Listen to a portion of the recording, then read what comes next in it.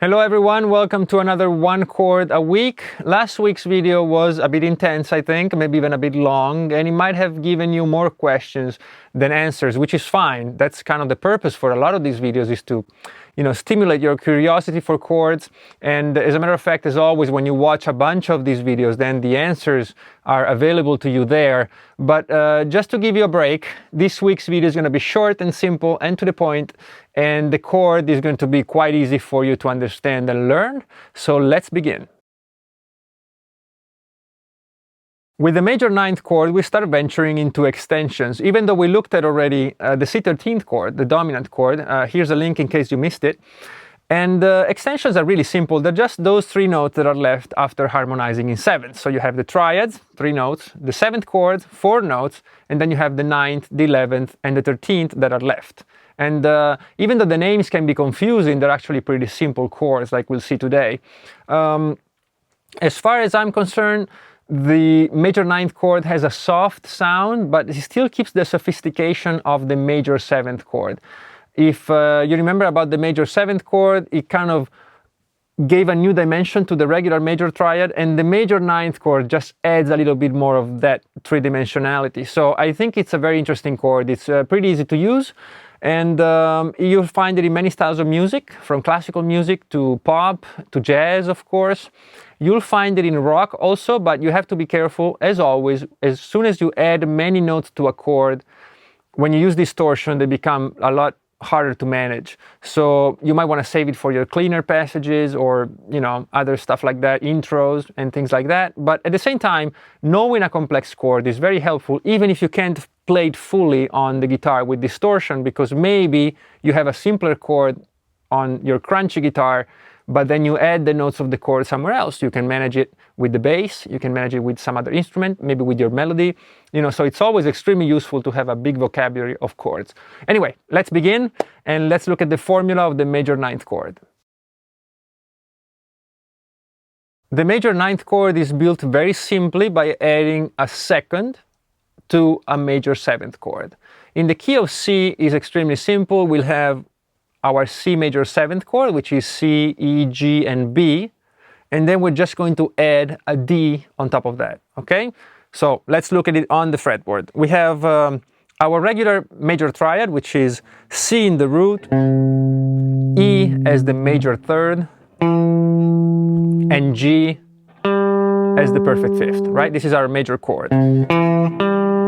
If you need a reminder of the major chord, here's a link, okay? But this is pretty simple. Then we have the major 7th, which was B.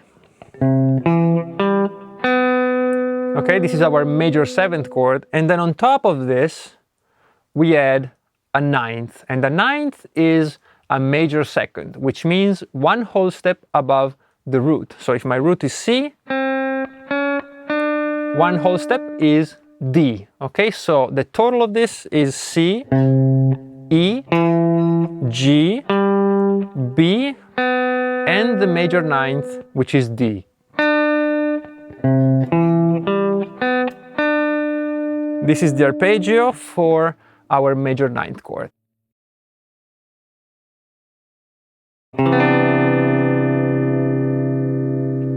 There is the major 9th chord. As you can tell, it retains the character of a major 7th chord, but with an added twist.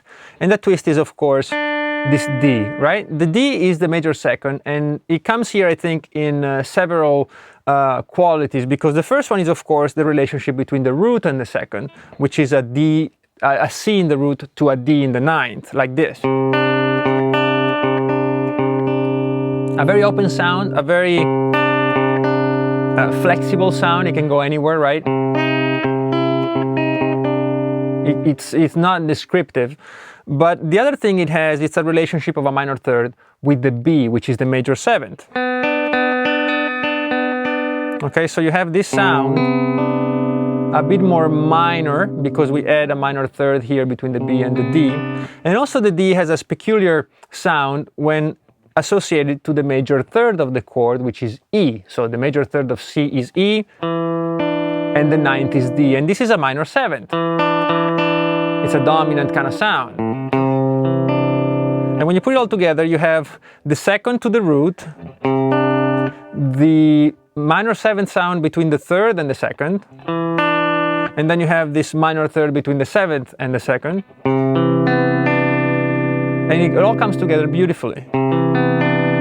You can hear all these different sounds kind of pulling at you, right? You have the major thing, you have the minor 7th thing, which is very bright, and you have the minor 3rd that is added between the B and the D, and they all come together. And that's a cool thing about complex chords, is that they, depending on how you hear them, and even on what inversion you play them on, they will give you different feels.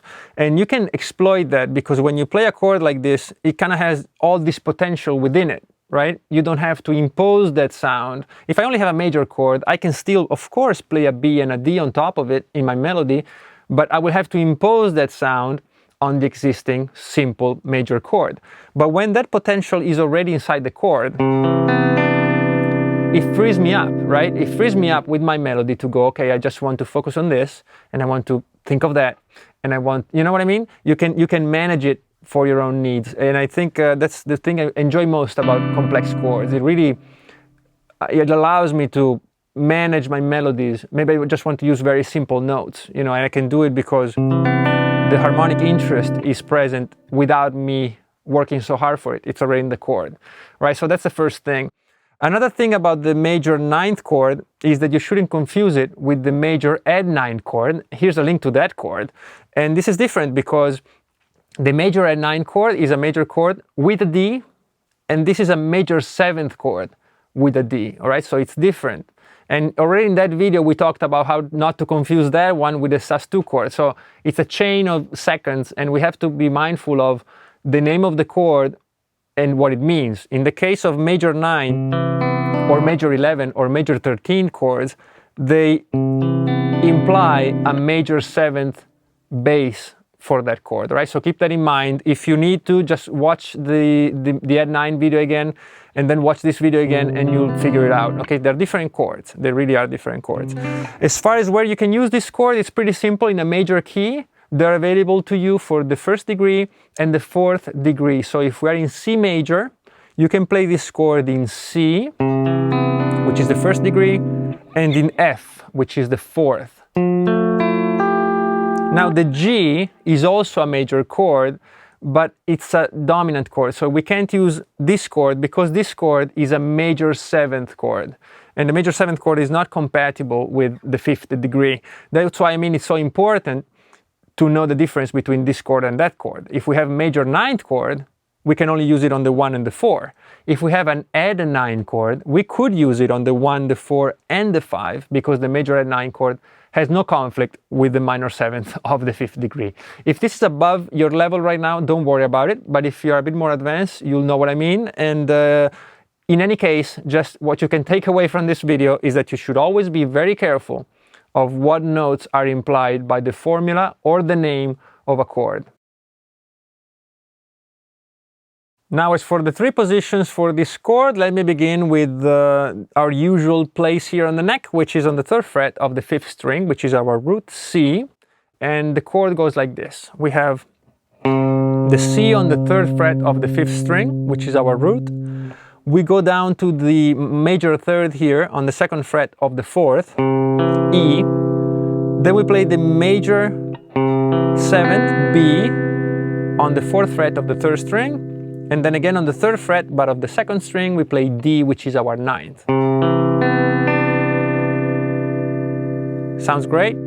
And you might have noticed that there's a note missing. The G is kind of missing in action. The reason is that the 5th is a note that is usually sacrificed when you have too many notes. We looked at this already on a few chords. I think the C13th chord that I mentioned earlier talks about this. And you know, the G simply doesn't really add too much. It's a very consonant note, and it doesn't really add much to the proceedings. And so, at least in this kind of chords, of course, it would in other chords, like augmented or diminished. But in this case, we can drop it, okay? So sometimes you'll see complex chords, especially on guitar, played with only 4 notes, and you kind of have to be selective of which ones you keep and which ones you lose. Usually keep in mind that the 3rd, the 7th, and the extension you're using that gives the name to the chord, you might want to keep those. You can probably get rid of the 5th. You could get rid of the root sometimes, because that's usually covered by other instruments, maybe the bass. And That's pretty much it. Everything else you kind of want to keep, but it depends on the chord. So I will go in detail for each one. And in this case, the fifth is the one you should lose first. For this next position, we're moving up the neck until the 7th fret of the 5th string. So it's an inversion. We start with an E in the bass. And we won't go into all the details of how many names you can give this chord. It's normal and natural that when you have many notes in a chord, you can start naming them differently. But that would be beyond the scope of these short videos, which probably this one is already not as short as I promised in the intro, but I try to keep it manageable. And so it goes like this. We have an E on the 7th fret of the 5th string. Then we have a C, our root, on the 10th fret of the 4th. Then again with the bar, we play the same 7th fret, but on the 3rd string, which is a D. That's the 9th. And then we play our G, which is the 5th. And the B, which is the 7th. So we have the root, the 3rd, the 5th, the 7th, and the 2nd. So in this case, all the notes in the chord are represented. Okay, that's fine too. You don't have to drop any notes if you don't want to. Sounds pretty beautiful actually. And for the last position, we're moving all the way up to the 15th fret of the 5th string. And we have just one note here with this finger, which is the C, the root, on the 15th fret, and then we just bar all the rest of the strings. Okay, so the 4th, 3rd, 2nd, and 1st string are barred on the 12th fret. And this gives us a D, which is the 9th, it gives us a G, which is the 5th, the B, which is the 7th, and the E. So again, this chord showcases all the notes of the formula for the major ninth, and it goes like this: C, D, G, B, E. Now, of course, you could play this here, and it's the same thing. I just wanted to show you something way up. You notice that I'm using this finger. This seems to me to be very uncomfortable, and so I prefer using the third finger. But you can try different combinations, see what works for you. Me, I prefer using a bar with the first finger and use the third finger for the 15th fret. But, whatever works for you. As far as scales are concerned, I keep my promise and keep it simple, and we'll stick to the diatonic scales, and the same thing that happened with the chords will happen with the scales here. So as far as the chord was concerned, it was only compatible with the 1st and 4th degree, not with the 5th because of that major 7th. Of course, if something applies to a chord in a scale, then it will apply to the mode relative to that chord, so we're kind of stuck with major and Lydian. Those are the two scales that we'll use. If you move outside of the diatonic scales, you'll find more options, but I'm going to try to keep it simple today. So major will be my first option, and the major scale, of course, you already know it. There it is, and it works, of course. With this chord, there's no conflicts.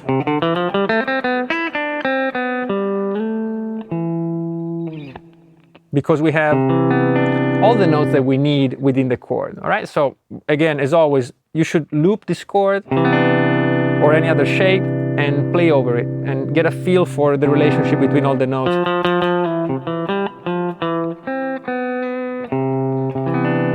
Right, see how many notes you can leave out of your scale because they're covered by the chord, and so on. All right, and the other option is the Lydian scale. The Lydian scale is the same as a major scale, with a raised fourth, so in this case is C, D, E, F sharp, G, A, B, C. So this will work. There's no conflict between the F sharp and the chord because the chord doesn't have an F. But it gives you that extra edge and that extra brightness. You hear that? Major was like this. But Lydian,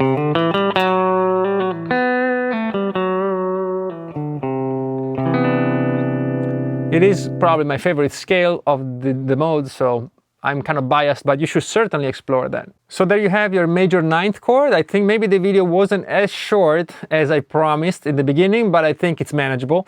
And my suggestion as always is you really digest the information in this video and then you kind of explore it further. I would suggest probably learning a few more positions for this chord And certainly try the thing about jamming over it, because I think you'll find many interesting possibilities with the fact that you have so much information inside the chord already. So that really frees you up when you're improvising. Another thing I would consider is trying to build progressions that use this chord. I already told you that it fits the 1st and 4th degree of a major scale harmonization, so you can use that in those spots of your chord progression. And whatever comes up, please let me know in the comments if you like this chord, if you like the videos, if there's something you would like me to do differently. And for those of you who asked, you are seeing in the playlist for these videos, you'll see a bunch of videos that are not available. I'm not keeping them from you.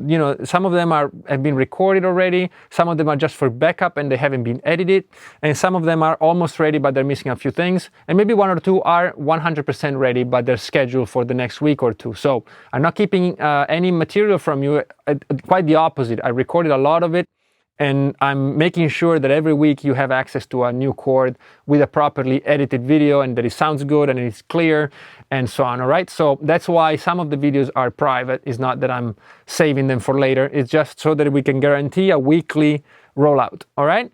And if you enjoyed the video, please, besides letting me know, which I would really enjoy, maybe consider subscribing, commenting, liking, and so on. If you would like to support the channel, there's links underneath, and make sure you download the free book, 21 Licks. It's completely free. There's no registration. I don't want your email. I don't want anything.